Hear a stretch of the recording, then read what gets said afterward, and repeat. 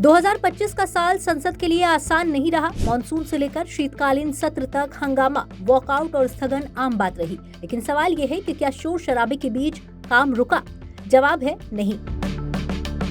इसी संसद ने 2025 में ऐसे कई कानून पास किए जो सीधे आपकी नौकरी, आपकी कमाई, आपकी ऊर्जा जरूरतों, आपके खेल सिस्टम और यहाँ तक कि आपकी ऑनलाइन आदतों को भी प्रभावित करेंगे।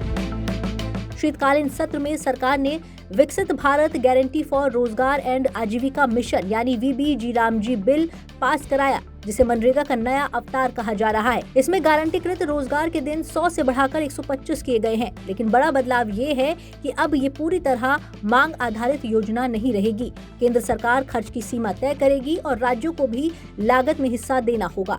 यानी रोजगार की गारंटी तो बढ़ी, लेकिन जिम्मेदारी भी बटी। सरकार इसे विकसित भारत की तैयारी बता रही है, जबकि विपक्ष इसे राज्यों पर बोझ डालने वाला कदम कहता है। यही 2025 की संसद की पहचान रही, बड़े फैसले और उन पर बड़े सवाल। ऊर्जा और खेल के मोर्चे पर भी 2025 में बड़े कानून सामने आए। संसद ने शांति बिल 2025 पास किया, जो परमाणु ऊर्जा से जुड़े पुराने कानूनों की जगह लेगा। सरकार का कहना है कि भारत को ऊर्जा के मामले में आत्मनिर्भर बनाना है और इसके लिए परमाणु ऊर्जा की हिस्सेदारी बढ़ानी होगी। इस कानून से निजी कंपनियों को न्यूक्लियर सेक्टर में एंट्री मिलेगी और परमाणु ऊर्जा नियामक बोर्ड को कानूनी दर्जा मिलेगा। समर्थक इसे भविष्य की जरूरत बता रहे हैं, जबकि आलोचक सुरक्षा और जवाबदेही पर सवाल उठा रहे हैं। इसी साल राष्ट्रीय खेल प्रशासन अधिनियम 2025 को भी मंजूरी मिली।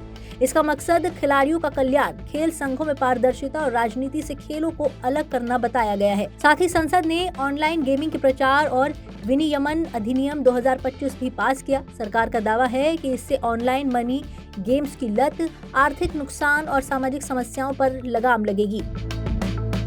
यानी 2025 की संसद ने ये मान लिया कि डिजिटल दुनिया अब सिर्फ मनोरंजन नहीं बल्कि नीति का बड़ा विषय बन चुकी है। सबसे ज्यादा बहस और विरोध जिस कानून पर हुआ वो रहा वक्फ संशोधन अधिनियम 2025। सरकार का कहना है कि ये कानून वक्फ संपत्तियों के प्रबंधन में पारदर्शिता लाएगा और सामाजिक कल्याण को मजबूत करेगा। लेकिन कई मुस्लिम संगठनों और विपक्षी दलों ने इसे समुदाय के अधिकारों से जोड़कर देखा। इसके अलावा सरकार ने ऐलान किया था कि चारों श्रम संहिताएं, वेतन, औद्योगिक संबंध, सामाजिक सुरक्षा और कार्यस्थल सुरक्षा नवंबर 2025 से लागू होंगी। 29 पुराने श्रम कानूनों को मिलाकर बनाई गई ये नई व्यवस्था मजदूरों और उद्योग दोनों के लिए बड़ा बदलाव है। आर्थिक मोर्चे पर भी 2025 अहम रहा।